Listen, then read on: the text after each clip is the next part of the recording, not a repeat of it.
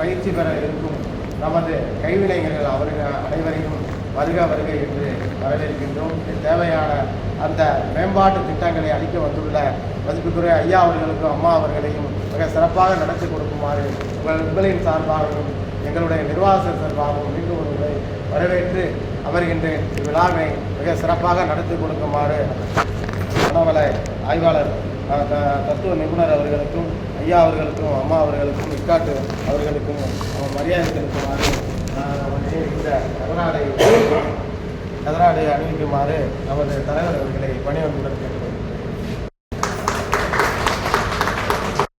ஒரே தொழில பல பேர் செய்யறாங்க அப்படின்னா எல்லாரும் வெற்றியாளராக மாறுறதில்லை. சில பேர் வெற்றி அடைகிறாங்க, சில பேர் வந்து அந்த வெற்றியை வந்து எட்ட முடியாமல் போயிடுது, சில பேர் இன்னும் உழைச்சிக்கிட்டே இருக்கிறாங்க. பல விதத்தில் ஒவ்வொருத்தங்களும் அவங்களோட இதை வந்து டிஃப்ரென்ஸ் இருக்குது. எல்லாத்துக்கும் என்ன காரணம் அப்படிங்கிறது யாருக்கும் தெரியாது. ஏன்னா என்னதான் நம்ம உழைச்சாலும் என்னதான் நம்மகிட்ட திறமை இருந்தாலும் நம்ம மனசை வந்து நம்ம வந்து வளமாக வச்சுக்கணும்.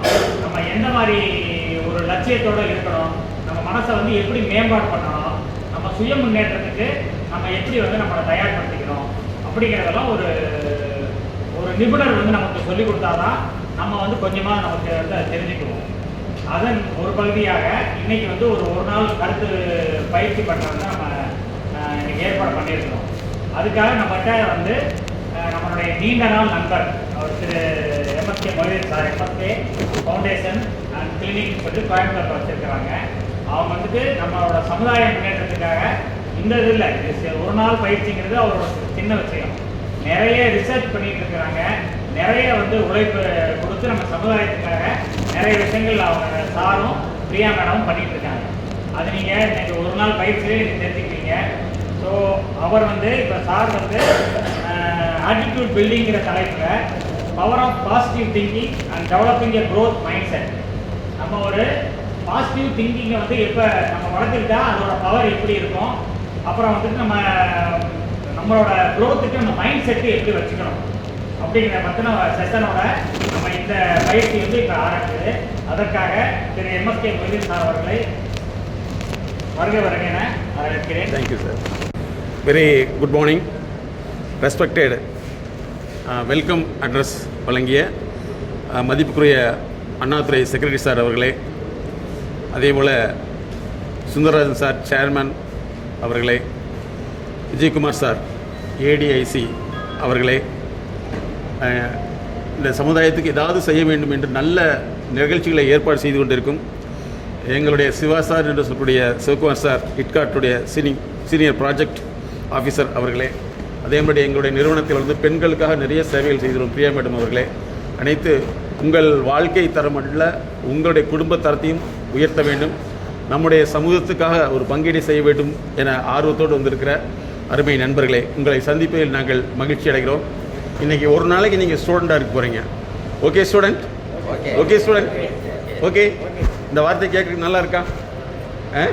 நம்ம ஒரு நாள் ஸ்டூடெண்ட்டாக இருக்க போகிறோம், சரிங்களா? அதுக்காக கேள்விகள்லாம் கேட்கக்கூடாதுன்னு கிடையாது. நீங்கள் என்ன வேணாலும் கேள்வி கேட்கலாம், எப்போ சீக்கிரம் விடிங்கன்னு மட்டும் கேட்கக்கூடாது.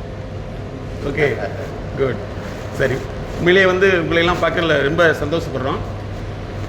சில கேள்விகளை உங்கள்கிட்ட கேட்போம், நீங்கள் நல்லா அதுக்கு பதில் தெரிஞ்சால் நல்லது, தெரியலினாலும் நல்லது. தெரியலன்னு தெரிஞ்சுக்கிறதே நல்லது இல்லைங்களா? தெரியலன்னு தெரிஞ்சுக்கிறது நல்லது. ஓகே, முதல்ல வந்து எங்களுடைய நிறுவனத்தை பற்றி தெரிஞ்சுக்கணும். நீங்கள் என்றைக்காவது வந்து நம்ம வாழ்க்கையை முன்னேற்றணும் அப்படின்னு சொல்லி ஒரு கன்சல்டண்ட்டை பார்த்துருக்கோமா? ஓ டியர் ஸ்டூடெண்ட்ஸ், நீங்கள் எஸ் ஆர் நோ பதில் சொல்லலாம். நம்ம பார்த்துருக்கோமா? பார்த்துருக்கோமா? அடுத்த கேள்வி, வாழ்க்கைனா என்ன? சார், எந்த பதில் தெரியுதோ அது கரெக்டானு பார்த்துக்கலாம், தெரியலனா தெரியலன்னு சொல்லிக்கலாம். வாழ்க்கைனா என்ன?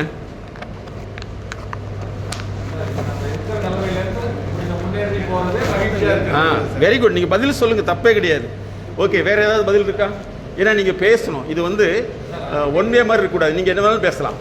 ஓகே, வாழ்க்கையில் என்னென்னு தெரிஞ்சிருக்கோம் அல்லது என்னென்னு நினச்சிருக்கோம்? இப்போ சார் சொன்ன மாதிரி வந்து இருக்கிற நிலைமை இல்லையா, நல்ல நிலைமை. Okay, very good. வேறு ஏதாவது டெஃபினிஷன்? வாழ்க்கைனா நாம நல்லா இருந்தால் அடுத்தவங்களையும் நல்லா வச்சுக்கிறது. Very good. ஆனால் ஆக்சுவலாக வந்து மேத்தமெட்டிக்கில் ஒரு ஃபங்க்ஷன் இருக்குது, மேக்ஸ் ஸ்டூடெண்ட்டுக்கு இது தெரியும். என்னது ஃபங்க்ஷன். இந்த ஃபங்க்ஷன் என்ன சொல்கிறாங்க தெரியுமா? இந்த லைஃப்ங்கிறது வந்து பி டூ, பர்த்துக்கும் டெத்துக்கும் இடையில உள்ள கேப் இருக்குது பார்த்தீங்களா, அதுக்கு பேர் தான் லிவிங், வாழ்க்கைன்னு சொல்கிறோம். பர்த்துக்கும் டெத்துக்கு இடையில உள்ள கேப் இருக்கு இல்லைங்களா, இது வந்து மேத்தமெட்டிக்கலில் ஃபங்க்ஷன் சொல்லுவோம், எஃப் ஆஃப் டி. ஸோ இதுதான், இதுக்குள்ள நம்முடைய வாழ்க்கை இருக்கலாம், நீங்களாக இருக்கலாம், அப்பாவாக இருக்கலாம், குழந்தையாக இருக்கலாம். இல்லை 2 வேலை நடக்கும். ஒன்று வந்து ப்ராப்பர்ட்டி, இன்னொன்று பாவர்ட்டி. ப்ராப்பர்ட்டின்னு தெரியுமா சார்? வசதி இல்லைன்னா வறுமை. ஒன்று வசதி இல்லைன்னா வறுமை. சரி, இப்போ நம்ம எல்லாத்துக்குமே வந்து போகிறோம். முடிவெட்டுறது நம்மளாக வெட்டிக்கிறோமா, கன்சல்டண்ட்டை போகிறோமா? கன்சல்டண்ட்டை போகிறோம். ஆனால் நம்ம வாழ்க்கையை டெவலப் பண்ணுறதுக்கு ஏதாவது ட்ரை பண்ணியிருக்குமா? அப்படி ஒன்று இருக்குன்னு இது வரைக்கும் நம்ம சொல்லி கொடுத்துருக்காங்களா? யாராவது சொல்லுங்கள் சார். யாராவது சொல்லி கொடுத்துருக்காங்களா?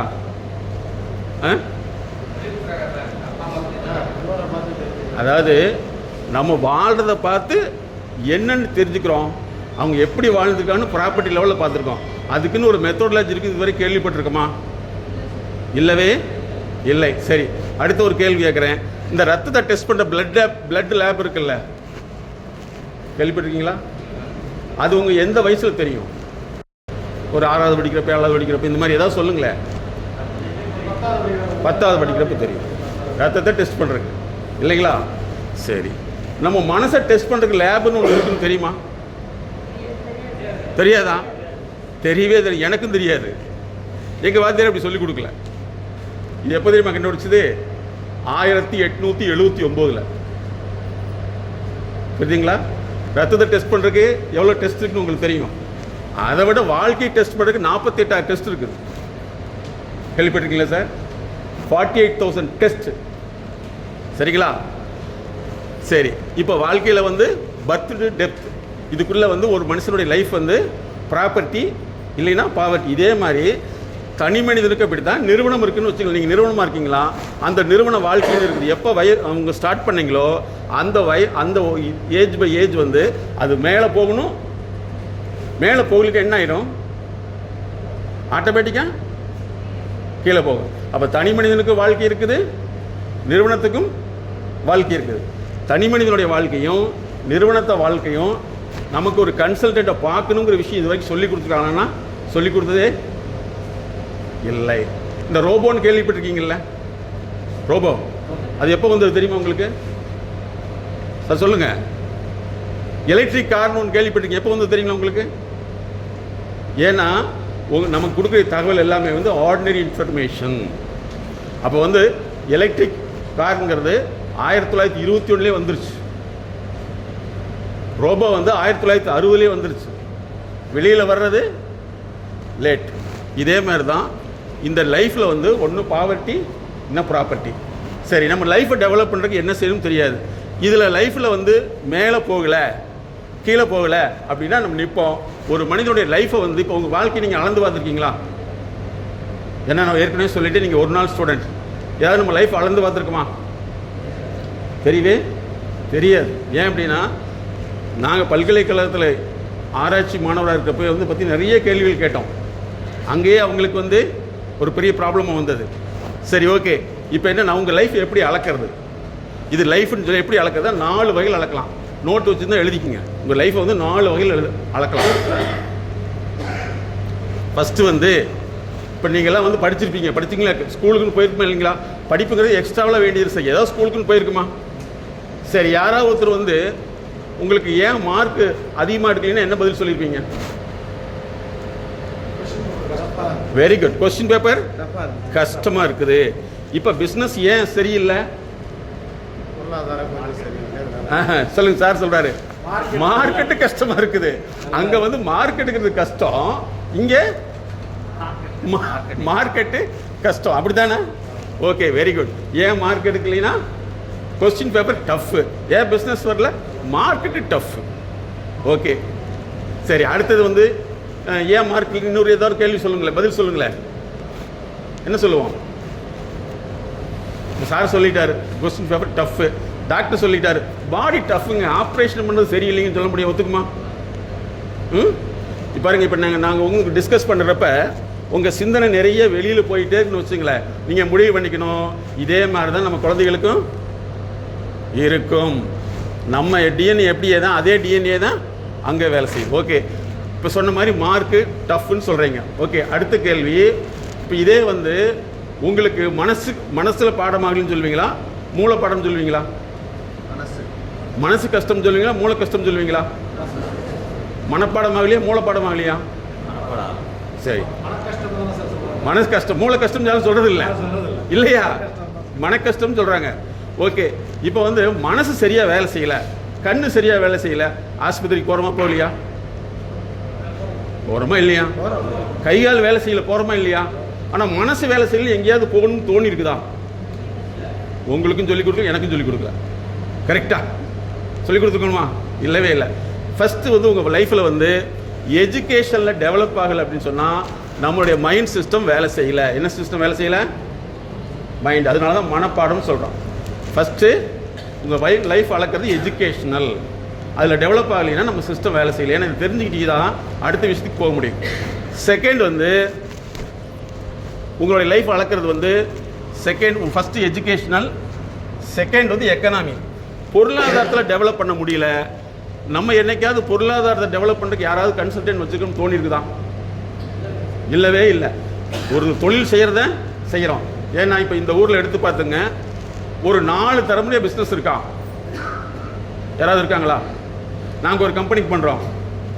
அந்த கம்பெனி 250 வருஷமாக நடக்குது. எத்தனை வருஷம்?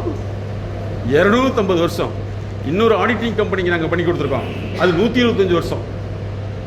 எத்தனை தலைமுறை தாண்டி போகுது பார்த்தீங்களா? ஸோ எக்கனாமி டெவலப் ஆகலை. ஃபஸ்ட்டு மனுஷனுடைய எஜுகேஷனல், எக்கனாமி. பொருளாதாரம் வளரலை அப்படின்னா லைஃப்பில் வந்து நமக்கு ஃபெயிலியர். ஓகே, செகண்ட் அதுக்கடுத்து வந்து சோஷியல் ஸ்டேட்டஸ். சமுதாயத்தில் நமக்குன்னு ஒரு அந்தஸ்தை உருவாக்க. இப்போ உதாரணத்துக்கு வந்து நீங்கள் ஆர்டிஸ்ட் ஆன முன்னாடி, ஒரு ஃபேக்ட்ரி வச்ச முன்னாடி உங்களுக்கு சமுதாயத்தில் என்ன மதிப்பு இருக்குது? எப்படி இருக்கு? நல்லா இருக்குது இல்லைங்களா? ஸோ உங்களுடைய வாழ்க்கையை அளக்கிறது வந்து 3வது பாயிண்ட் சோஷியல் ஸ்டேட்டஸ், சமுதாய அந்தஸ்து. அந்தஸ்து அதிகமாக இருந்துச்சுன்னா உங்களுடைய லைஃப் நல்லா இருக்குது. அந்தஸ்தை வச்சு உங்கள் லைஃப் அளக்க முடியும். அதுக்கடுத்து பார்த்தீங்கன்னா ஹெல்த். இப்போ நிறைய பேர்த்துக்கு வந்து இப்போ நீங்கள் லாஸ்ட் டைம் பார்த்துருக்கலாம், நேற்று வந்து திருவண்ணாமலை அதில் மெடிக்கல் காலேஜினுடைய சீஃப் சர்ஜரிக்கல் ஸ்டூடெண்ட் இறந்துட்டார். அதே மாதிரி வெஜிடேரியனே சாப்பிடாத ஒரு பாடி பில்டர் இறந்துட்டார். இன்னொரு கார்டியாலஜிஸ்ட் இறந்துட்டார். இதுக்கெல்லாம் என்ன சொல்கிறாங்கன்னா அவங்களுக்கு வந்து மன அழுத்தம்ங்கிறாங்க. நல்லா தெரிஞ்சுங்க சார், டாக்டருக்கு மன அழுத்தம் இருக்குது. அப்போ ஹெல்த்துங்கிறது வந்து உடல் பிரச்சனை அல்ல, வாழ்க்கை பிரச்சனை. இந்த 4ம் இருந்ததுனா தான் நம்ம லைஃப் நல்லா இருக்கும். அப்போ ஒருத்தர் லைஃப் எப்படி அளக்கலாம்? ஒன்று educational, second economy, social status, 4வது ஹெல்த். ஹெல்த்னா பாக்டீரியாவினால வரக்கூடிய ஹெல்த் அல்ல. யாருமே வந்து வைரஸ்னால் வரக்கூடிய சாவில் வரக்கூடியவங்க ரொம்ப ரொம்ப குறை. ஒத்துக்கிறீங்களா? ஆனால் வாழ்க்கையினால் வர சாவு தான் அதிகம். இந்த 4 தான் லைஃப். எது? Educational, economy, social status, psychological health. இந்த 4 மாத்திரக்கு உலகத்திலே ஃபர்ஸ்ட் கிளினிக் ஸ்டார்ட் பண்ண நாங்கள் தான். அதுதான் லைஃப் கிளினிக். ஃபாலோ பண்ண முடியாது சார்? வேர்ல்டு ஃபர்ஸ்ட் கிளினிக் என்னன்னா எங்களுடைய லைஃப் கிளினிக். எதுக்குன்னா தனி மனிதனுடைய கல்வி, ஒரு தனி மனிதனுடைய பொருளாதாரம், தனி மனிதனுடைய ஹெல்த்து, அதே மாதிரி அவங்களுடைய ஸ்டேட்டஸ். இந்த 4 மாத்திரம் கண்டுபிடிச்ச ஒரு விஷயம் கிளினிக் தான் world first clinic for life. ஒரு 15 வருஷத்துக்கு முன்னாடி தஞ்சாவூரில் எங்கள் ப்ரோக்ராம் சாருடைய டீம் தான் ஏற்பாடு பண்ணியிருந்தாங்க. அப்போ ஒருத்தர் கேட்டார், ஒரு இண்டஸ்ட்ரியலிஸ்ட், சார் இந்த சப்ஜெக்ட் புதுசாக இருக்குது, உங்களுக்கு பின்னாடி யார் இதை நடத்துவாங்க அப்படின்னு கேட்டாங்க. ஆனால் எங்கள் டீமில் இன்றைக்கி 32 பேர் இருக்காங்க. அதில் மேடம் வந்து முக்கியமான சீஃப். ஏன் அப்படின்னா எங்களுடைய ப்ராஜெக்ட் இங்கே மட்டும் இல்லை, 360 ப்ராஜெக்ட்ஸ் பண்ணிகிட்ருக்கோம். சரிங்களா? ஸோ வந்து ஒரு தனி மனிதனுடைய வாழ்க்கைங்கிறது, உதாரணத்துக்கு குழந்தையே படிக்கலை அப்படின்னா அந்த குழந்தை மேலே தவறு கிடையாது, டீச்சர் மேலே கிடையாது. அந்த குழந்தை பாடத்தை எடுத்துக்கிறதுல என்னது ப்ராப்ளம்? சரிங்களா? பொருளாதாரம் வளரல அப்படின்னா பொருளாதாரம் நம்ம செய்கிறது தவறு கிடையாது, ஆனால் நம்ம கஸ்டமரை போய் பார்க்கறதுல பிரச்சனை இருக்குது. இதை எப்படி சரி பண்ணுறதுக்கு தான் இந்த அறிமுகம். அப்போ வந்து இந்த 4 மாத்திரைக்கு என்ன செய்யணுமா, ஏதாவது ஒரு வழி இருக்கான்னா, இப்போ உதாரணத்துக்கு வந்து இதுவரைக்கும் நமக்கு சொல்லி கொடுத்தது எல்லாமே மனசு தான் சொல்லியிருக்காங்க. மூளைன்னு சொல்கிறாங்க. மூளையில் ஒரு டாக்டர் என்ன செய்வார்? மூளையில் என்ன இருக்குது? ரத்தமும் சதையும் நரம்பு இருக்குது. நரம்பில் ஒரு சின்ன ப்ராப்ளம் ஆயிடுச்சுன்னு என்ன ஆயிடுது? கம்ப்ளீட்டாக இன்னும் போயிடுது. அப்போ நாங்கள் என்ன பண்ணோம், இது வரைக்கும் நமக்கு சொல்லிக் கொடுத்த பழக்கம் என்னென்னா, மனசு சரியில்லை, ஆனால் ஆக்சுவலாக மனசுக்குள்ளே என்ன வேலை செய்யுதுன்னா, நாங்கள் கண்டுபிடிச்சது அறிவு தான் வேலை செய்யுது. ஃபாலோ பண்ண முடியுங்களா? இதுக்கு என்ன இலக்கிய உதாரணம்னா, திருவள்ளுவர் என்ன சொல்லியிருக்காரு? மனநலம் மண்ணுயிர் காக்கம், இனநலம் எல்லா புகழும் தரார். அதே மாதிரி யாக்கைக்கு உண்டோன்னு கேட்குறாரு. மருந்தென்று யாக்கைக்கு உண்டோ? மருந்து உடம்புக்கு இருக்குதா அப்படின்னு கேட்குறாரு. அடுத்து பார்த்தீங்களா, அறிவினால் ஆவதும் உண்டோ, பிரி நோய்கள் தம் நோய்கள் போற்றா கிடைக்கிறார். அப்படி நாங்கள் கண்டுபிடிச்சதுன்னா, மனம்ங்கிறது அறிவினுடைய தொகுப்பு. என்னது? மனசுங்கிறது அறிவினுடைய தொகுப்பு. அதனால தான் நாங்கள் மனங்கிற வார்த்தைக்கு பதிலாக நாங்கள் என்ன படிச்சோம்னா மைண்ட் செட் நாலேஜ் கண்டுபிடிச்சிக்கோம். ஸோ இந்த ப்ரோக்ராம் பேர் MSK. சரிங்களா? என்னது? Mind set knowledge. உங்கள் மைண்ட் செட்டில் என்ன இருக்குது? இந்த நாளில் வந்து பிரச்சனை ஏற்பட்டால் முதல்ல என்ன தெரியுமா வரும்? கல்வி பிரச்சனை, பொருளாதார பிரச்சனை, அதுக்கடுத்து வந்து சமூகத்தில் தனி அந்தஸ்து. நீங்கள் நல்ல ஒரு ஃபேக்ட்ரி வச்சு டெவலப் ஆகிட்டீங்க, சொசைட்டி மதிக்கலைன்னு நம்மளால் வாழ முடியுமா? முடியாது. எல்லாமே இருக்குது, ஆனால் ஏதாவது ஒன்று தாங்க முடியல, வாழ முடியுமா? சரி, எல்லாமே வந்துருச்சு, குழந்தைங்க படிக்கல, வாழ முடியுமா? முடியாது. இந்த நாளை மாத்திரக்கு வந்து அவங்களுடைய இயக்கத்தை கண்டுபிடிக்கிறது தான் நாங்கள் கண்டுபிடிச்சது மைண்ட் செட் நாலேஜ் கண்டுபிடிச்சோம். இந்த மைண்ட் செட் நாலேஜில் என்னென்னா, ஃபஸ்ட்டு நீங்கள் தெரிஞ்சுக்க வேண்டியது வந்து, இந்த நாளில் பிரச்சனை ஏற்பட்டால் என்ன வருது தெரியுமா உங்களுக்கு? ஃபஸ்ட்டு வந்து வரக்கூடியதான் வந்து ஸ்ட்ரெஸ். நாளில் பிரச்சனை ஏற்பட்டதுன்னா எது? கல்வி, பொருளாதாரம், சமூக அந்தஸ்து, உளவியல் சார்ந்த ஆரோக்கியம். நாளில் வந்து குறைபாடு ஏற்பட்டால் உங்களுக்கோ உங்கள் நிறுவனத்துக்கோ குழந்தைகளுக்கோ ஏற்பட்டால் அது வரக்கூடியத ஸ்ட்ரெஸ். ஸ்ட்ரெஸ்ஸுங்கிறது எதனால் இப்போ தெரிஞ்சிட்டிங்களா? நாளில் குறைபாடு வந்தால் வரக்கூடியதா ஸ்ட்ரெஸ். இதை நீக்காமல் ஸ்ட்ரெஸ்ஸை நீக்க முடியுமா? ஸ்ட்ரெஸ்னால் வேணும் அழுத்தம்னு அர்த்தம். ஸ்ட்ரெஸ்ஸுங்கிற வார்த்தை நீங்கள் ஸ்டீல் இண்டஸ்ட்ரி வச்சுக்கிறனால அதை தெரிஞ்சுங்க. 1886 இது மெக்கானிக்கல் டேம் ஸ்ட்ரெஸ்ஸுங்கிற அதை வந்து எங்களுடைய உளவியல் நிறுவனம் அப்படி கடன் வாங்கிச்சு. இந்த வார்த்தையை ஒரு மனிதனுக்கு அழுத்தப்படையில் வரக்கூடிய ஸ்ட்ரெஸ்ன்னு கண்டுபிடிச்சது. ஸ்ட்ரெஸ் வந்துருச்சுன்னா உங்களுக்கு என்னென்ன வரும்னு தோணும்னா, ஃபஸ்ட்டு தூக்கமின்மை. என்ன வரும்? தூக்கமின்மை. ரெண்டாவது ஆர்வமின்மை. மூணாவது எந்த விஷயத்தையும் ஏற்றுக்கொள்ள முடியாது, கோபம்.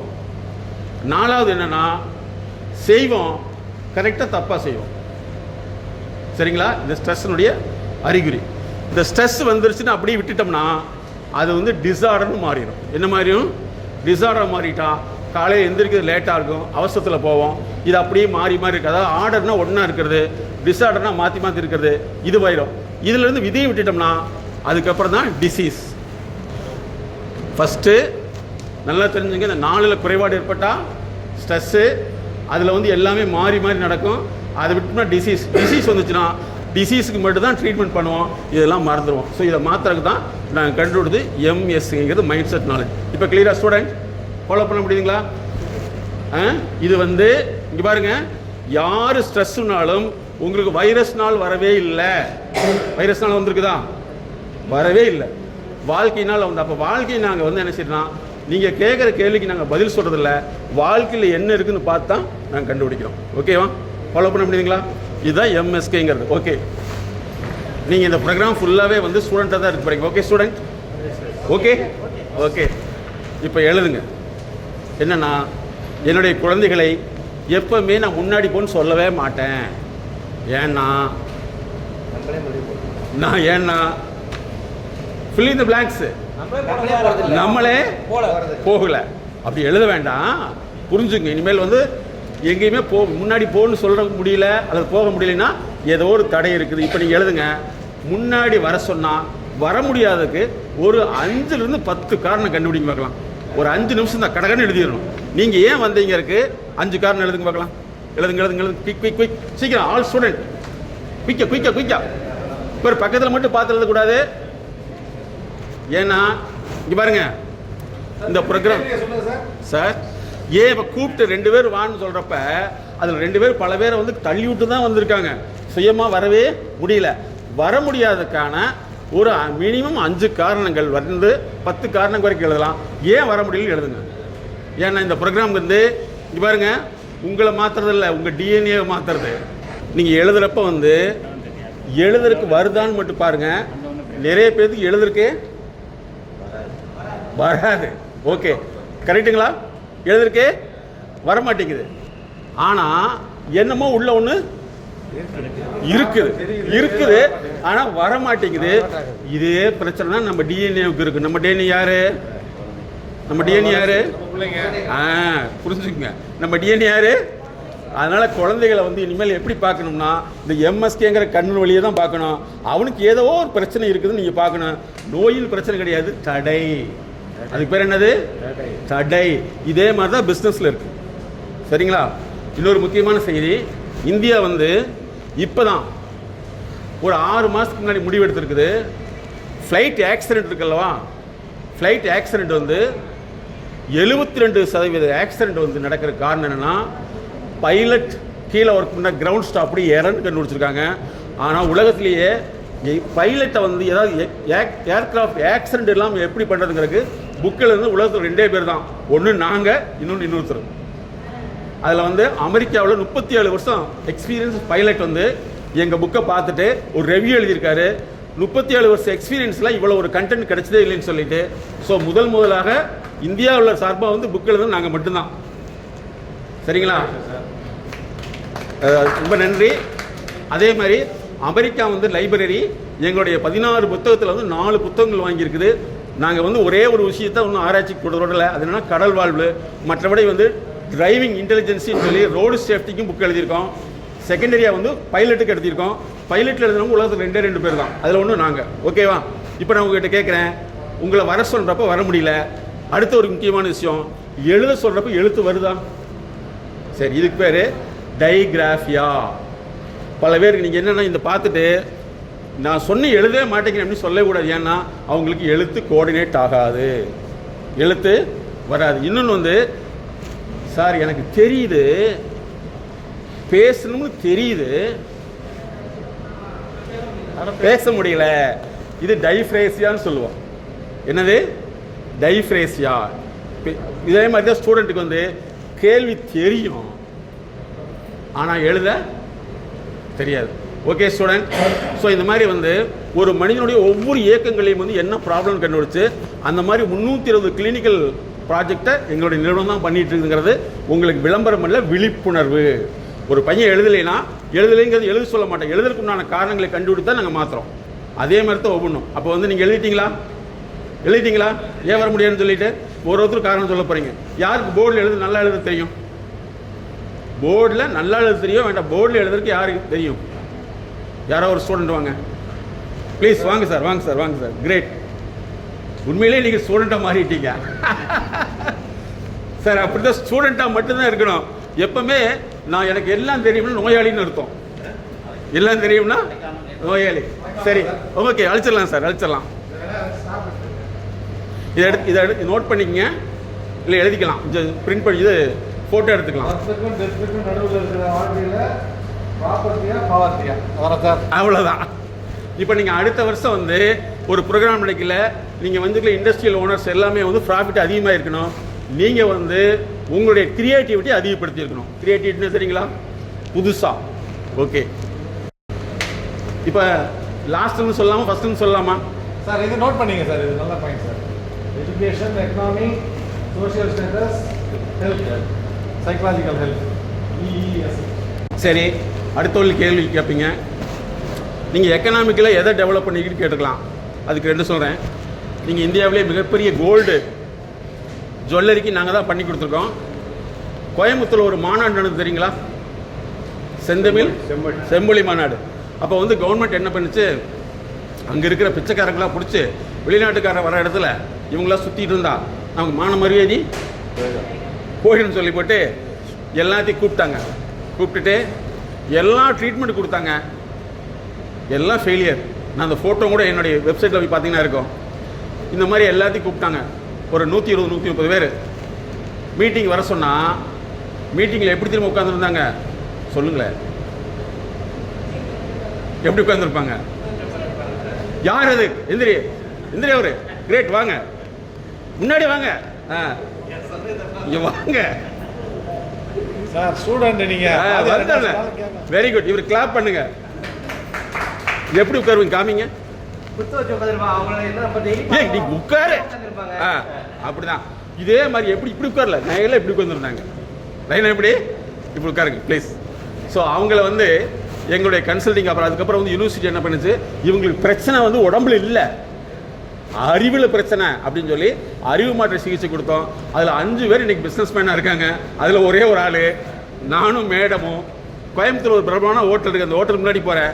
அங்கேருந்து சார் நல்லா இருக்கீங்களான்னு கேட்டான். மேரேஜ் அங்கேருந்து திரும்பி பார்க்குறான். அவரு இவரா?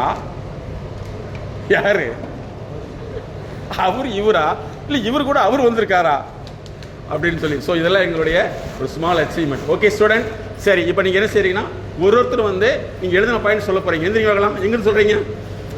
எங்கே வேணாலும் சொல்லலாம். லாஸ்ட்டாக ஃபஸ்ட்டா? சொல்லுங்க. சாரே அவர் சொல்லிட்டாரு. புதிய இல்லை, அதாவது வர முடியாது காரணம் என்னங்கிறதுக்கு தான் சொல்ல போகிறோம். புதிய அறிமுகம். சரி ஓகே, இருங்க ஒன்று சொல்லிக்கலாம். அடுத்த பாயிண்ட்டு சரி சார், ஒன்று இங்கே லைனாக வந்துடலாம் சார். அடுத்து இந்த சைடு இருந்து வாங்க, இங்கிட்டு இருந்தாலும் வரலாம். சரி இல்லை லாஸ்ட் வந்து வாங்க. நீங்கள் சொல்லு. தயக்கம் சார் எழுதிங்க. தயக்கம். அடுத்தது பயம் எழுதுங்க. தயக்கம் பயம். இருங்க ஒன்று. அடுத்தது அச்சம் எழுதுங்க. இல்லை இல்லை பாருங்க, அச்சம் வேற பயம் வேற. ஃபியர் வேற, பேனிக் வேற. ஃபியருங்கிறது நீங்க வந்து அப்படியே போலாமா வேணாங்கிறது. அச்சம்னா ஐயோ அப்படிங்கிறது. அச்சம் வேற, பயம் வேற. ஓகே அடுத்தது. சரி 2 இருக்கு. அடுத்தது அடுத்தது அடுத்தது அடுத்து பாருங்க, அருமை. காரணம் தெரியவில்லை. இருங்க, காரணம் தெரியவில்லை, பதட்டம், அறியாமை, கல்வி தகுதி தடையா இருந்தது. சரி ஓகே குட். அடுத்தது நெக்ஸ்ட் என்ன சார்? எதிர்பார்ப்பு எனக்கு புரியலையே. எப்படி?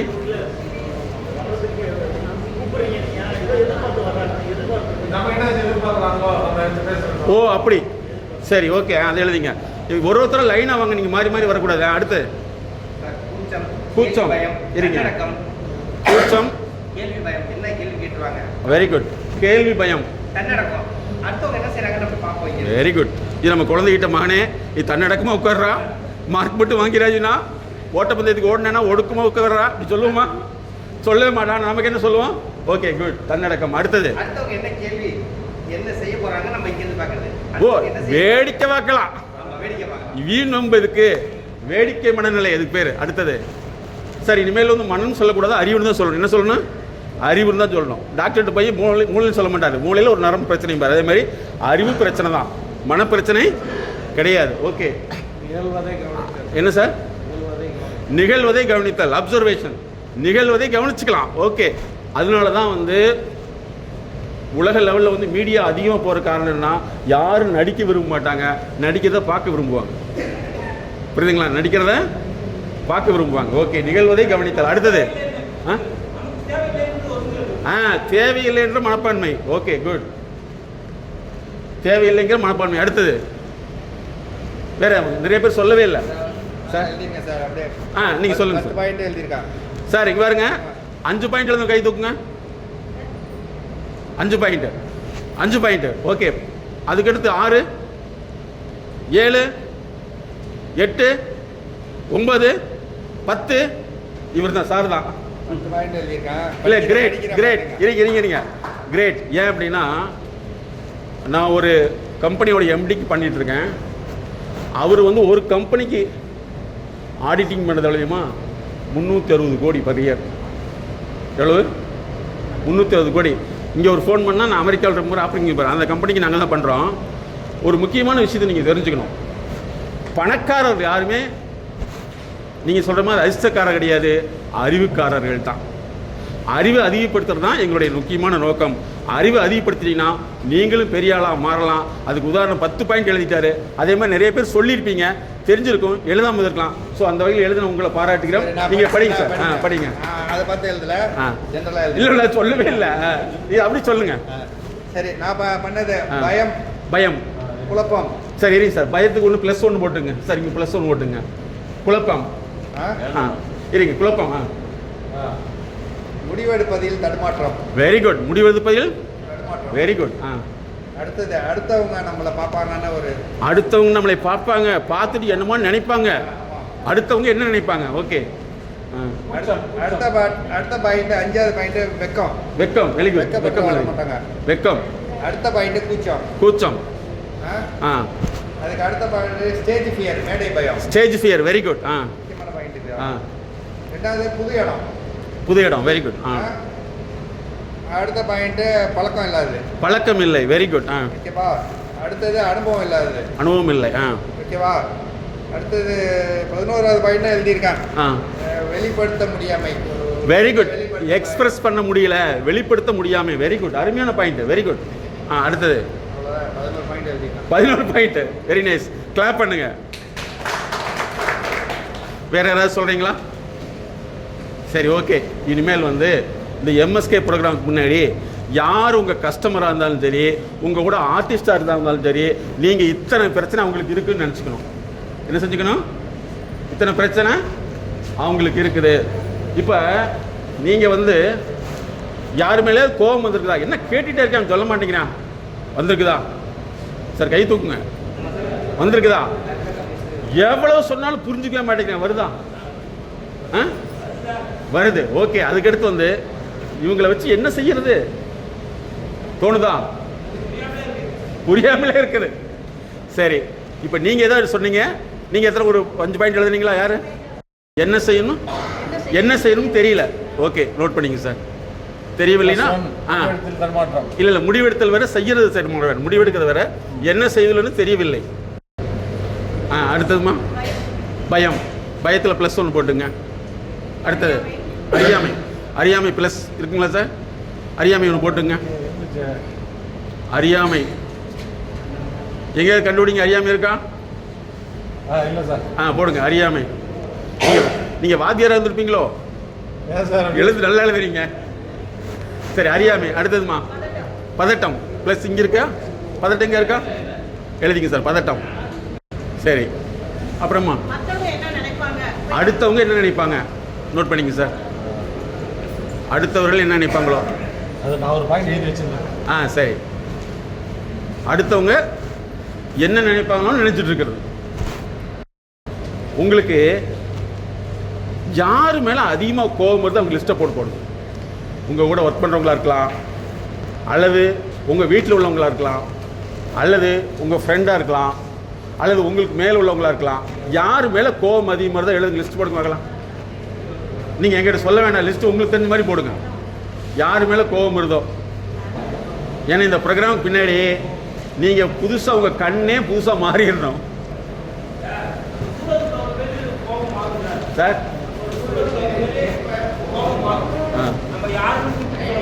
குறிப்பிட்டு சொல்ல வேண்டாம். உங்களுக்கு யார் மேலேயாவது வருதான்னு நோட் பண்ணி வச்சுங்க. சரியா? யார் மேலேயாவது வருதா குறிப்பிட்டு சொல்லக்கூடாது, சொல்ல வேண்டியதில்லை. உங்களுக்கு யார் மேலே வருது நோட் பண்ணிக்கங்க. வீட்டில் இருக்கலாங்களா, குழந்தைகளாக இருக்கலாம், அதுக்கடுத்து கூட ஒர்க் பண்ணுறவங்க இருக்கலாம், அல்லது நமக்கு மேல் உள்ளவங்களா இருக்கலாம், நம்ம கீழே உள்ளவங்களா இருக்கலாம், அல்லது சொந்தக்காரங்களா இருக்கலாம். எதுவுமே இருக்காது, கடவுள் மேலே கூட கோபமாக இருக்கலாம். அப்படி வச்சுங்களேன். இப்போ உங்கள் மேலே வந்து உங்களுக்கு எப்போலாம் வந்து அப்படி ஒரு ஃபீல் வருது, அதை நோட் பண்ணிங்க. யார் மேலே நோட் பண்ணுங்க சார். நீங்கள் பேசுகிறத விட உங்களுக்குள்ளே கேட்கணும். பக்கத்தில் போயிட்டீங்கன்னா அது குழப்பமாயிடும். உங்களுக்குள்ளே கேட்கணும். எழுதிட்டீங்களா? சரி. அவங்களுக்குள்ள நீங்கள் எழுதின நபருக்குள்ள இந்த மாதிரி பிரச்சனை எத்தனை லிஸ்ட்டு போடுங்க. நீங்கள் யாரெல்லாம் கோபப்பட்டிருப்பீங்களோ, யாரெல்லாம் பண்ணியிருப்பீங்களோ, அவங்களுக்குள்ள இந்த மாதிரி பிரச்சனை எவ்வளோ இருக்குன்னு அவங்க பக்கத்தில் ஒரு பிராக்கெட் போட்டு எழுதுங்க.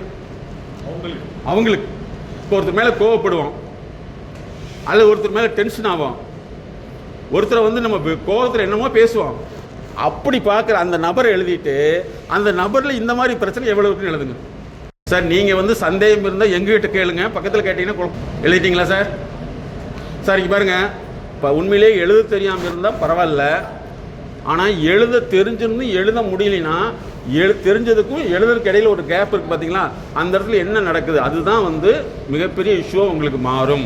அதனால தான் இன்றைக்கி என்னென்னா நல்லா தெரிஞ்சுங்க, சமீபத்துடைய ஆய்வு எழுதுறது இல்லை சார், எழுதுறதுங்கிறது வந்து ஒரு மனித சமுதாயத்துக்கு 5500 வருஷத்துக்கு முன்னாடி கண்டுபிடிக்கப்பட்டதாம். என்னது 5500 வருஷத்துக்கு முன்னாடி கண்டுபிடிக்கப்பட்ட இது எழுத்து அப்படிங்கிற நியூரோலாஜிக்கல் ப்ராசஸ் வந்து இப்போ ஒரு 6 வருஷத்தில் வந்து யாருமே எழுத விரும்புவதில்லை,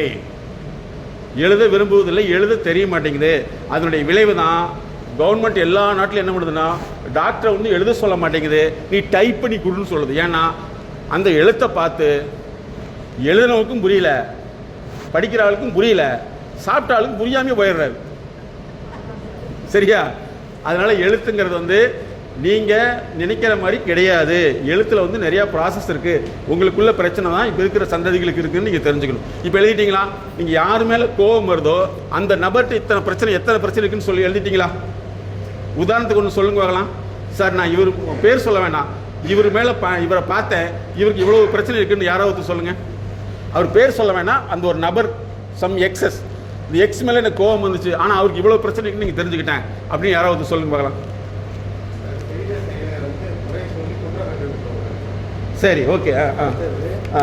பிடிக்காத வேலைகளை செய்வது, தொந்தரவு செய்பவர்கள், அடுத்தது மற்றவர்கள் மீது குறை கண்டுபிடிப்பவர்கள், சரி, அடுத்தது கடைசியில் செய்த வேலைக்கு குழப்பம் ஏற்படுத்துவது. இவங்க பார்க்கும்போது நமக்கு கோபம் வரும். Very good sir. நீங்கள் எந்திரிச்சுன்னு சொல்லுங்கள், அருமையான விஷயம். எந்திரிங்க சார். அண்ணாதுரை சார் ரொம்ப கிளியராக சொல்கிறாரு. சொல்லுங்கள். அதாவது பிடிக்காத செயலை செய்வது சார். சரி. தேவையில்லாத வேலைகளை வந்து மூக்க நுழைப்பது. அடுத்தது தொந்தரவு செய்பவர்கள். சரி. குறை சொல்பவர்கள், குற்றம் கண்டுபிடிப்பவர்கள். சரி. செய்த வேலைக்கு வந்து குழப்பம் செய்பவர்கள். Very good. அதாவது தானும் செய்யாமல் அடுத்தவங்களையும் குழப்பம் செய்யும். சரி. இது இந்த மாதிரி யாராவது செயல்களை பார்க்கும்போது இந்த மாதிரி நீங்கள் அனுபவிச்சிருக்கீங்களா யாராவது? அது மட்டும் தான் அனுபவிக்கிறோம், டெய்லி அனுபவிக்கிறதா? Very good. சரி, வெரி குட். Very good. இல்லை போராட்டம் அல்ல சார், நல்லா தெரிஞ்சுங்க. ஃபஸ்ட்டு வந்து போராட்டம்ங்கிற தப்பு எங்களை பார்த்த முன்னாடி அந்த போராட்டத்தை எப்படி நம்ம ஜெயிக்கிறதுங்கிறது தான் முக்கியம். ஏன்னா சிங்கம் வந்து காட்டில் இருக்குமா நாட்டில் இருக்குமா? யானை காட்டில் இருக்குமா நாட்டில் இருக்குமா? எங்கே இருக்கும்? எந்த யானைக்கு பக்கத்தில் போக முடியாது? காட்டில் உள்ளது இல்லையா? காட்டில் உள்ளது. ஆனால் அதை பழகிட்டோம்னா அதை வச்சு காசு சம்பாதிக்கலாம். கரெக்டா? ஹலோ. அப்போ இனிமேல் என்ன செய்யணும்னா உங்களுடைய நிறுவனத்தில் அல்லது உங்கள் கூட இருக்குங்களே இப்போ இந்த மாதிரி கேரக்டர் உள்ளவங்களா தான் ஃபஸ்ட்டு வந்து நீங்கள் தெரிஞ்சுக்க வேண்டியதுன்னா அதாவது வந்து அண்டர்ஸ்டாண்ட், ஆப்ரேட். ஃபஸ்ட்டு அவங்கள எப்படி நீங்கள் புரிஞ்சுக்கணும், எப்படி ஆப்ரேட் பண்ணணும் அப்படிங்கிறது தான். ஓகேவா? நீங்கள் இப்போ என்ன செய்கிறீங்கன்னா ஃபஸ்ட்டு அந்த நபர், இப்போ நீங்கள் சார் சொன்னீங்களவா சார், கொஞ்சம் எந்திரிங்க. ஃபஸ்ட்டு என்னென்னா குற்றம் கண்டுபிடிக்கிறே இருக்காங்க.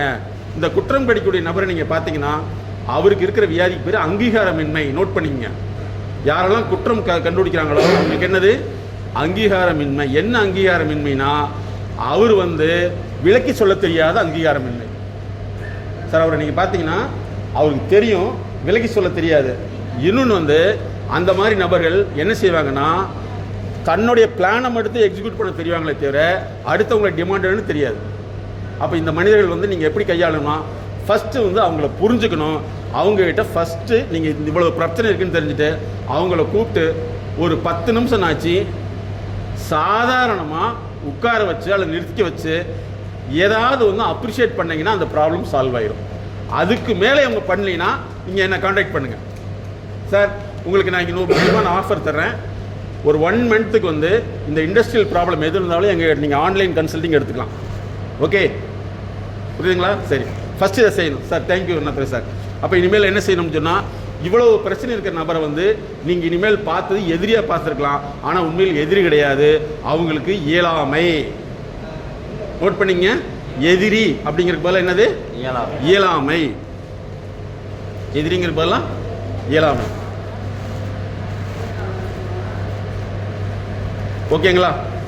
ஸோ இனிமேல் நீங்கள் என்ன செய்யணும்னா எப்போலாம் வந்து முன்னாடி உங்களுக்கு வாய்ப்பு கிடைத்தாலும் நீங்கள் தப்போ ரைட்டோ முன்னாடி போங்க. அதை விட்டு போட்டு நீங்கள் தவிர்த்திங்கன்னா இந்த பிரச்சனை நம்மளோட போகிறதில்ல, நம்முடைய சந்ததிகள் நோக்கி போய்கிட்டு இருக்கோம். ஸோ இனிமேல் இண்டஸ்ட்ரியில் என்ன செய்யணும்? எது இருந்தாலும் ஃபஸ்ட்டு உங்களுடைய மனப்பான்மை உடனடியாக போய் நீங்கள் பார்ட்டிசிபேட் பண்ணணும். முதல்ல வந்து நீங்கள் தெரிஞ்சுக்க வேண்டியது அவமான பிறகு தயாராக இருக்கணும். நம்பர் 1 நோட் பண்ணிங்க. அவமான பிறகு தயாராக இருந்தீங்கன்னா உங்களுடைய எல்லா பிரச்சனையும் சால்வ் பண்ணிடும். அவமானப்பட விரும்பாதவங்க அத்தனை பேருமே அவங்களுக்குள்ளேயே மனசுக்குள்ளே கஷ்டப்படுவாங்க. ஃபாலோ பண்ண முடியுங்களா? சரி, இப்போ நீங்கள் என்ன செய்யணும்னா அடுத்த கேட்டகரி ஆக்டிவிட்டி, யாரெல்லாம் உங்கள் இண்டஸ்ட்ரியில் இந்த மாதிரி இருக்காங்களோ ஃபஸ்ட்டு அவங்கள வந்து நீங்கள் பிராண்டு பண்ணுறதை விட்டு போட்டு நீங்கள் இன்றைக்கி போய் அவங்கள உட்கார வச்சு அவங்கள வந்து ஒரு 5 நிமிஷம் அவங்ககிட்ட டிஸ்கஸ் பண்ணுங்கள். பேசாதீங்க, டிஸ்கஸ் பண்ணுங்கள். அடுத்த வினாடி அவங்க இண்டஸ்ட்ரிக்கு மாறுவாங்க. ஃபாலோ பண்ண முடியுதுங்களா? அடுத்த ஒரு கேள்வி என்ன தெரியுமா பண்ணலாம்? சார் அப்படிலாம் பண்ணாலும் மாறவே மாட்டேங்கிறாங்கன்னா அங்கே மாற்றுறதுக்குண்டான பாஸ்வேர்டு நம்ம சரியாக போடலைன்னு அர்த்தம். கரெக்டுங்களா? பாஸ்வேர்டு கரெக்டாக போடல. ஏன் அப்படின்னா எப்படி பேசுகிறதுங்கிறது கலிஃபோர்னியாவுடைய ரிசர்ச் படி ஒரு மனுஷனுக்கு 10 வருஷம் ட்ரைனிங். எப்படி பேசுகிறதுங்கிறது 10 வருஷம் ட்ரைனிங். ஆனால் நம்ம எப்படி நடக்குதுன்னா நம்மளாம் வந்து ஏதோ ஒரு ஒரு தவறான ஒரு ட்ரை பண்ணதில் அது நடக்குது. இனிமேல் அதை மாற்றிட்டிங்கன்னா நீங்களும் சக்ஸஸ்ஃபுல்லாக மாற முடியும். மாற்றிக்கலாமா? இனிமேல் மாற்றிக்கலாங்களா? அப்போ இனிமேல் யாரையுமே என்ன நினைக்கக்கூடாது? எதிரியாக நினைக்கக்கூடாது. அவங்கள எப்படி பார்க்கணும்? இயலாமை. ஃபாலோ பண்ண முடியுங்களா? நீங்கள் நிறைய பேசலாம். அதுக்கடுத்து செகண்ட் என்ன தெரியுமா? இனிமேல் எது கூப்பிட்டாலும் முன்னாடி வந்துடுவீங்களா? வந்துடலாமா? ஒரு 2 பேர் வாங்க. இங்கே பாருங்க, இதுதான் வந்து தகவல் வேறு செயல்பாடு வேறு. நோட் பண்ணிங்க. எல்லாத்துக்கும் தகவல் தெரியும், ஆனால் செயல்பட தெரியாது. எல்லாத்துக்கும் தகவல் தெரியுதில்ல, ஆனால் செயல்பட தெரியுதா? இப்போ நான் உங்கள்கிட்ட சொன்னேன், ஆனால் ஏன் வர முடியல? அப்போ யோசிச்சு பாருங்க, நம்ம இவ்வளோ தூரம் ஒரு 1 ஹவர் இதை ரீச் பண்ணிட்டோம், ஆனால் நமக்கே செகண்ட் கீர் போக மாட்டேங்குது. அப்போ நம்ம கூட உள்ளவங்களுக்கு எப்படி மாறும்? கரெக்டா?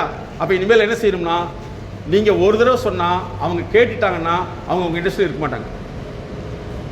ஏன்னா அவங்களுக்கு கேட்கும் திறன் அதிகம், புரிந்து கொள்ளும் திறன் அதிகம், அதே உணரும் திறன் அதிகம். அதனால் நீங்கள் என்ன செய்யணும்னா அவங்க இண்டஸ்ட்ரியில் இருக்கிறக்கே வந்து தகுதியான விஷயமா நினச்சிட்டிங்கன்னா நீங்கள் அவங்க மேலே கோவப்பட மாட்டீங்க. அப்போ இனிமேல் வந்து ஒரு தடவைக்கு 100 தடவை சொல்லி அவங்க புரியலனா கோவம் வருமா? வராது. 2 பேர் வாங்க. பாருங்க, 3 தடவை சொல்லியாச்சு. 3 நீங்கள் முதல்ல வந்து எல்லாம் எந்திரிங்க. இன்னைக்கு ஃபுல்லாக இதை வந்து உங்களுடைய என்னன்னா ஸ்டூடெண்ட்னு சொன்னாலே சார் அந்த காலத்து ஸ்டூடெண்ட் மனோபாவத்துக்கு போயிடுறாங்கல்ல. இல்லை வாங்க வாங்க வாங்க வாங்க வாங்க சார். சங்கர் அவர் ஓ வாங்க வாங்க சங்கர். சரி சரி, இனிமேல் என்ன அதாவது கொஞ்சம் முன்னாடி இப்படி வாங்க. இல்லை ஒரே இடத்துல வந்து உட்காராதீங்க, வாங்க கொஞ்சம். சார் எல்லாமே வந்துருங்க. நீங்கள் நோட் பண்ணிட்டே வச்சுக்கலாம். ஒவ்வொரு மனுஷனுமே இயங்குறது எதில் தெரியுமா? கம்ஃபர்ட் லைஃப் அப்படிங்கிறது தான் வாழ்வான். சாதாரண மனிதர்கள் வந்து தான் உட்கார இடத்தையும் கூட வந்து விட்டு கொடுக்க விட மாட்டாங்க. ஆனால் வளர்ச்சியான மனிதர்கள் வந்து அடுத்தடுத்த லெவலுக்கு போகணும்னு நினைப்பாங்க. அதனால் நீங்கள் என்ன செய்யணும்னா இனிமேல் எப்போவுமே உங்களுடைய மனநிலை தயார் நிலையில் வச்சிட்டிங்கன்னா அதுக்கு பேர் தான் உங்களுடைய நடத்தக்கூடியதை வந்து பாசிட்டிவாக பார்க்குறீங்கன்னு அர்த்தம். இல்லைன்னா நெகட்டிவாக பார்க்குறீங்கன்னு அர்த்தம். இப்போ உதாரணத்துக்கு வந்து உங்களை உட்கார சொல்லிவிட்டு மறுபடியும் நம்ம வர சொன்னால் ஏன் வர முடியல? ஒன்று, நீங்கள் அதை கம்ஃபர்டபுளாக எடுத்துக்கலாம். இன்னொன்று வந்து அது போயிட்டோம்னா நம்மளவே பிடிச்சிக்குவாங்க அப்படின்னு நினைக்கலாம். அப்படி இருக்குமா? அதனால் வந்து இனிமேல் நீங்கள் என்ன செய்யணும்னா கம்ஃபர்டபுள் வந்து உங்களை ஒரே இடத்துல உட்கார வச்சிடும். டிஸ்கம்ஃபர்ட்டு தான் அதிகமாக போக முடியும். ஃபாலோ பண்ண முடியுதுங்களா? ஃபாலோ பண்ணிங்களா? ஸோ இனிமேல் கரெக்டாக இப்போ ஒடியாந்துடணும். ஓகே, கம்ஃபர்ட் ஜோன்லேருந்து வெளியில் வரணும். வெளியில் வரணும். வெளியே அதாவது என்னென்னா இங்கே பாருங்கள், சாதாரணமாக வந்து இப்போ நீங்களாம் வந்து ஒரு மெச்சூர்டு பீப்புள், உங்களுக்காக இந்த ப்ரோக்ராம் ஆர்கனைஸ் பண்ணியிருக்காங்க. ஆனால் நமக்குள்ளே இப்படி தடை இருக்கிறப்ப நம்மகிட்ட வேலை செய்கிறவங்களுக்கு இதை விட தடை நிறையா இருக்கும்னு நீங்கள் புரிஞ்சுட்டிங்கன்னா அவங்க மேலே கோபம் வருமா பாவம் வருமா? பாவம் தான் வரும். இனிமேல் நீங்கள் என்ன செய்யணும்னா அவங்க செய்ய மாட்டேங்கிறாங்க சங்கடமே படாதீங்க. ஃபஸ்ட்டு அவங்களுக்கு அந்த விஷயம் வந்து சரியாக புரியல, புரிஞ்சாலும் தெரியல, தெரிஞ்சாலும் பழைய நிலையை விட்டுட்டு வர்றதுக்கு விரும்பலை அப்படின்னு நினச்சிட்டிங்கன்னா நீங்கள் எங்கே போனாலும் ஜெயிச்சுக்க முடியும். ஏன் தெரியுமா? இன்னையிலிருந்து நீங்கள் போன பின்னாடி ஃபஸ்ட்டு நீங்கள் தெரிஞ்சுக்க வேண்டியது உங்களோட ஒர்க் பண்ணுறக்கிட்ட வந்து கை கொடுத்து நல்லா ஹாப்பியாக இருங்க. ஓகேங்களா? ஃபாலோ பண்ண முடியுங்களா? உட்காருங்க. மறுபடியும் கூப்பிடுவேன். உட்காருங்க. நம்மளோட தெரியாம இருப்பாங்க, அவங்க எந்திரிட்டு நாங்கள் எந்திரிக்கிறது கிடையாது. இல்லை, நம்ம என்னன்னா இங்கே தகுதியே கிடையாது. அதனால தான் ஸ்டூடெண்ட்டுங்கிற வேர்டை போட்டது. பரவாயில்ல சார், எல்லாத்துக்குமே தெரிஞ்சுங்க. உங்களுக்கு மட்டுமல்ல, ஆர்டிஸ்ட் தானே நீங்கள். ஹலோ, நீங்கள் ஆர்டிஸ்ட்னு வச்சுருக்கலேன். சென்னையில், அதாவது இந்தியாவில் உள்ள, தமிழ்நாட்டில் உள்ள ஆர்டிஸ்ட்டுக்கு ஒரு வில்லேஜ் இருக்குது தெரியுமா சார்? நீங்கள் எல்லாம் முதல்ல வந்து இந்த வேலையை செய்யணும். ஆர்டிஸ்ட்டுக்கு ஒரு வில்லேஜ் இருக்குது தெரியுமா? தெரியாது. சரியா? அங்கே ஆர்டிஸ்ட்லாம் எப்படி தெரியுமா? ஆக்சுவலாக சின்ன சின்ன ஆர்டிஸ்ட் கிடையாது. என்னுடைய நண்பர் ஒருத்தர் இருக்கார். என்னையும் மேடத்தையும் அவங்களுடைய நிறுவனத்தை கூப்பிட்டுருந்தாங்க. அவர் சாதாரணமாக ஒரு சின்னதாக பென்சில் மாதிரி செஞ்சார்னா அதுக்கு வந்து 5 லட்ச ரூபா பில் வாங்குறாரு. இவ்வளோ வருஷம் இருக்கும். எவ்வளவு? 5 lakhs. அங்கே ஒர்க் பண்ணுறவங்க யார் அப்படின்னா, இந்திய லெவலில் பெரிய ஆளுக்கு மட்டும்தான் தனி வில்லேஜ் இருக்குது. அதனால் நீங்கள் நல்லா தெரிஞ்சுக்கணும். நீங்கள் வந்து ஸ்டீல் ஆர்டிஸ்ட்டாக இருக்கலாம், அல்லது உட்டன் ஆர்டிஸ்ட்டாக இருக்கலாம், அல்லது உட்டன் ஃபேக்ட்ரி வச்சுக்கலாம். இனிமேல் நீங்கள் செய்ய வேண்டியது என்னென்னா, உங்களுடைய ஆர்டிஸ்டிக் மைண்டை வந்து அப்ளை பண்ணணும். அப்ளை பண்ணணும்னா என்ன செய்யணும்? அதோட இணைய வச்சுட்டிங்கன்னா நிச்சயமாக முடியும். அப்படி பண்ணிக்கலாமா? ஹலோ, அங்கே டீ எல்லாம் உங்களுக்கு தான் கொண்டு வர்றாங்க. உண்மையிலே நீங்கள் எல்லாம் உங்களை பார்த்துட்டீங்க. இந்த அப்சர்வேஷன் வந்து எல்லாத்துலேயும் இருந்தால் சக்ஸஸ் ஆகிடலாம். இந்த அப்சர்வேஷன் எல்லாத்துலேயும் இருந்தால் சக்ஸஸ் ஆகிடலாம். நல்லா புரிஞ்சுங்க. நீங்கள் ஆப்ரேஷன் தியேட்டருக்கு போனீங்கன்னா பக்கத்தில் பெரிய டேபிள், அதாவது பெரிய ஆப்ரேஷன் தியேட்டரில் 2-3 ஆப்ரேஷன் நடக்கும். அவங்களும் டீ சாப்பிடுவாங்க. அங்கே இருக்கிற டாக்டர் டீ சாப்பிட்றீங்க அர்த்தம். ஹலோ, நம்மளை மாதிரி தான் அடுத்தவங்களுக்கு. ஸோ இனிமேல் மாற்றிக்கலாமா? அப்போ இனிமேல் என்ன செய்ய போகிறீங்க? யாரை பார்த்தாலும் நீங்கள் இதுவரைக்கும் பார்த்த மனநிலை என்ன மனநிலை? வேணும். என்ன அறிவு நிலை? அவன் ஆகாவலி, வேலையே செய்ய மாட்டான். சொன்னால் மண்டையில் ஏறாது. எத்தனை சொன்னாலும் புரியவே முடியாது. இவனெல்லாம் வச்சு வாழ வேண்டிய டேஸ் நொந்துக்க வேண்டாம். பாவம், அவருக்கு என்ன செய்யறது? வச்சுக்கிட்டா இல்லைங்கிறப்பல அப்படின்னு நினச்சிங்கன்னா இதுக்கு பேர் தான் பாசிட்டிவ். என்னது? பாசிட்டிவ். அவங்கள போய் நீங்கள் என்ன செஞ்சுக்கணுமா, அவங்கள வந்து அரவணைச்சு போனீங்கன்னா உங்களுடைய ப்ரொடக்ஷன் அதிகமாகும். அதிகாரம் பண்ணிங்கன்னா ரிடக்ஷன் அதிகமாகும். புரியுதா? ப்ரொடக்ஷன். சரி, அடுத்த விஷயம் சார், அப்படியெல்லாம் பண்ணி செய்யலாம். நீங்கள் என்ன காண்டாக்ட் பண்ணுங்கள். மேடம் வந்து ஒரு மிகப்பெரிய ரியல் எஸ்டேட் பிஸ்னஸ் கன்சல்ட் பண்ணுறாங்க. அவங்க ஃபேக்ட்ரியில் வந்து, அவங்க கம்பெனியில் வந்து யார் ஜாயின் பண்ணாலும் 3 month ஆன்லைன் கன்சல்டிங். எப்படின்னா, ட்ரைனிங் கிடையாது. ஒவ்வொரு நாளும் நீ என்ன பேசுனீங்கிறத கேட்டு அந்த பேச்சை மட்டும் மாற்றுறாங்க. ஒரு சாதாரண ஒரு பொருளை வந்து ஒரு 2 கோடி ரூபாய் இண்டஸ்ட்ரி, அதாவது ஒரு சைட்டை வந்து ஒரு மாதத்துக்கு 2-3 விற்றுருது. அப்போ என்னென்னா, உங்களுக்கு ட்ரைனிங் கொடுக்குறது கிடையாது, லேர்னிங் கொடுக்குறோம். ஸோ உங்கள் இண்டஸ்ட்ரி வந்து அடுத்த இது என்ன மாதம் சார்? இது அடுத்த அக்டோபருக்குள்ளே நீங்கள் ஓனராக இருந்தீங்கன்னா அதிகப்படுத்தியிருக்கணும். நீங்கள் வந்து ஆர்டிஸ்டாக இருந்தீங்கன்னா உங்களுடைய ப்ரொடக்ஷன் அதிகப்படுத்தி நினைங்க. யாருடைய திறமை வளருது? உங்கள் திறமையா அடுத்தவங்க திறமையா? மாற்றிக்கலாமா? ஸோ இனிமேல் மாற்றிக்கலாமா? ஓகே, பாச கமகமன் இருக்கிறதுனால நீங்கள் முதல்ல சாப்பிட்டு வந்தீங்கன்னா ஃப்ரீ ஆயிடலாம் இல்லைங்களா? அது சுவாசமாக உள்ளே போகுது. ஆமாம். Okay student. நம்ம முக்கியமான விஷயம் ஒருத்தர் கேட்டார், உங்களுக்கு பின்னாடி யாருன்னு கேட்டார்.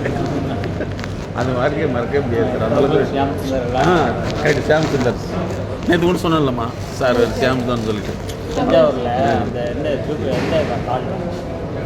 ஆமாம் சார், கரெக்ட். பழைய காலத்து பில்டிங். எல்லாருமே ஸ்டேஜ் பிளேயர்ஸ் பண்ண சொல்லி. ஆமாம், ட்ராமா தெரப்பி அதுவும் இங்கே பண்ணிடலாம் சார். அங்கே தான் நம்ம ஜேசி பன்னீர்செல்வம் கூரம்பட்டி. ஆமாம் சார். ஆமாம் சார். மனம் எடக்கு முடக்கு நீக்கு நிபுணர் ஓட்டிருந்தார் போர்டு. மனம் எடக்கு முடக்கு நீக்கு நிபுணர் ஓட்டிருந்தார் என்னை அறிமுகப்படுத்துறது.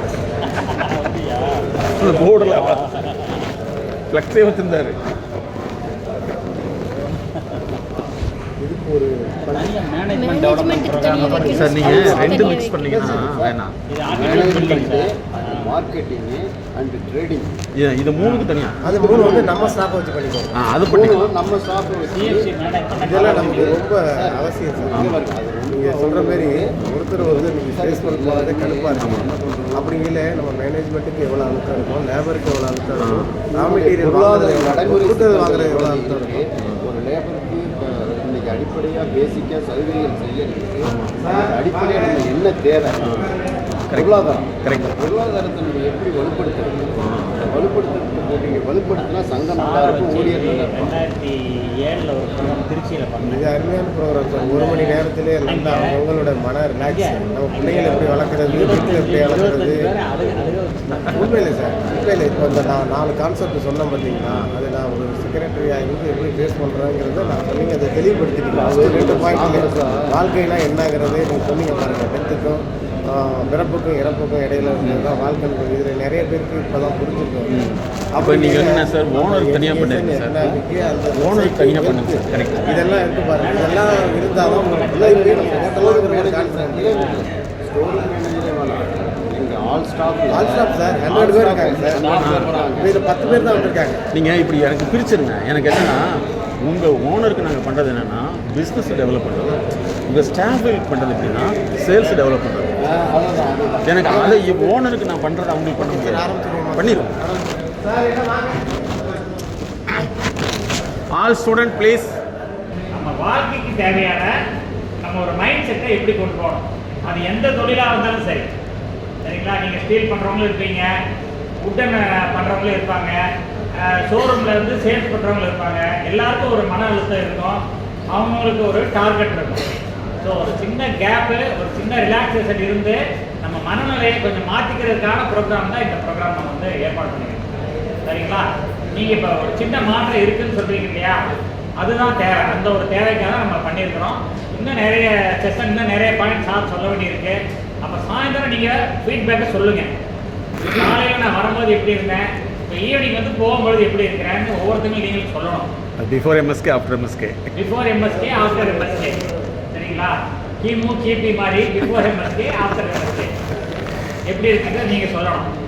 இப்போ நீங்கள் தொடர்ந்து வந்து ஒரு மனுஷனுக்கு வயசாகிறதுன்னு எப்போ தெரிஞ்சுக்கிறோம், எப்படி தெரிஞ்சுக்கிறது? சார் எல்லாத்துக்கும் தெரியும், ஆனால் தெரியாது. இப்போ நான் கேட்குற கேள்வி, ஒரு மனிதனுக்கு வயசாயிடுச்சுன்னு எப்படி தெரிஞ்சுக்கிறது? உடம்புடைய செயல்திறன் குறையும். Very good. உடம்புடைய செயல்திறன் குறையும். அதே மாதிரி வந்து ரத்தம் வந்து பழசாயிரும் இல்லையா? தேஞ்சு வயிறு உறுப்புகள், இது வந்து வயசாயிடுச்சுன்னு அர்த்தம். அதே மாதிரி நாலேஜ் எப்ரிஷியேஷன் சொல்கிறோம். நாலேஜ் எப்ரிஷியேஷன்னா நம்ம நிறைய பிசிங்களை பார்த்து ஒரிஜினல் விஷயம் குறைஞ்சிடும்.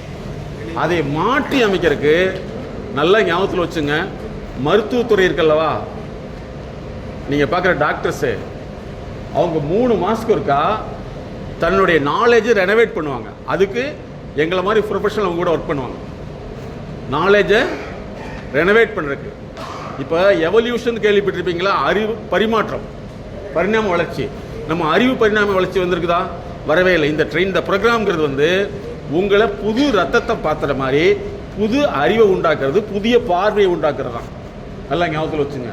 நீங்கள் தொடர்ந்து இப்படியே போயிட்டீங்கன்னா business pressure, family pressure, factory pressure, friendship pressure, 4Fன்னு சொல்கிறோம். இந்த 4 Fலையுமே நம்ம பஞ்சர் ஆகிடும். அதனால் இந்த ப்ரோக்ராம்ங்கிறது வந்து உங்களுடைய பார்வையை நீங்கள் என்ன செய்ய போகிறீங்க,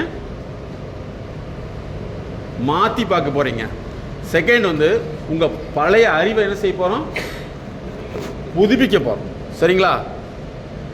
இப்போ இந்த திருடன் கேள்விப்பட்டிருக்கீங்களா? திருடன் கிடையாது, திருடன் கிடையாது. திருடனுடைய முக்கியமான நோக்கம் என்ன? கரெக்டுங்களா? பிஸ்னஸ் மேனுடைய முக்கியமான நோக்கம் என்ன?